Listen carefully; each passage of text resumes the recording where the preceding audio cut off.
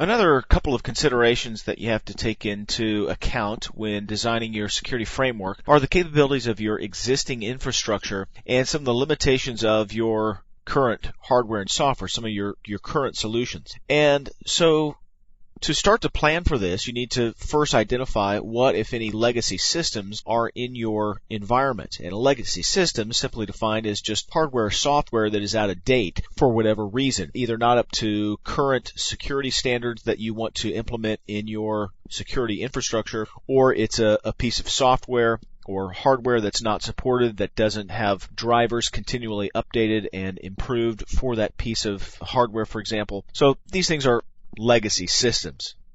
So as you inventory your legacy systems and plan security around the legacy systems and to integrate with, you need to ask yourself a couple of questions and take a couple of things into account here. And these include, generally speaking, you don't want to compromise security for old systems.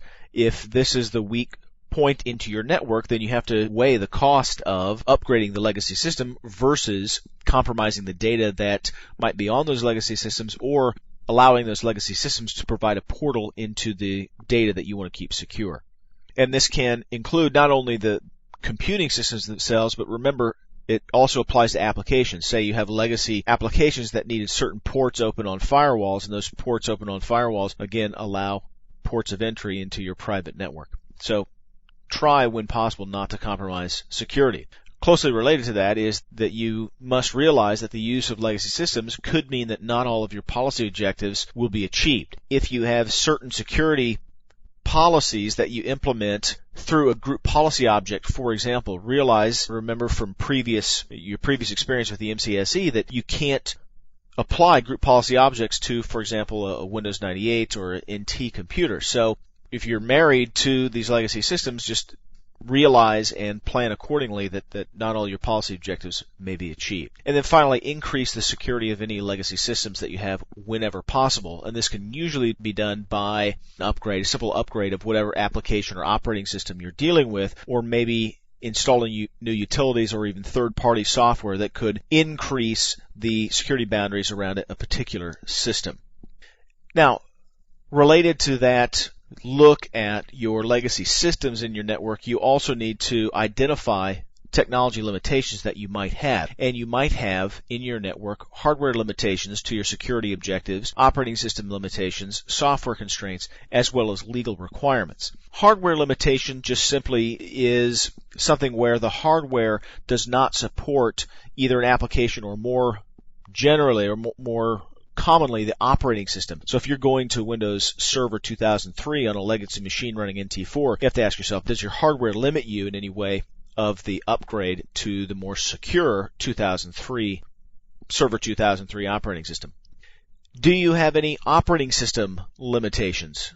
And what this means is, this is kind of related to hardware, but what we're specifically looking at with the operating system limitations is, can our security objectives be met by the current operating system? If you're using Windows 98 and you want to implement encrypting file system on your files and folders, then you better upgrade. You have an operating system limitation because Windows 98 is not able to do that, for example. Software constraints, pretty self-explanatory. Does the software that you're implementing, the application, come with any built-in or inherent security vulnerabilities, and can you do anything to mitigate those vulnerabilities? Does the software that you want to install have any hardware requirements that, again, could open up threats to your network, or conversely maybe increase the security of your environment? And then finally, the legal requirements.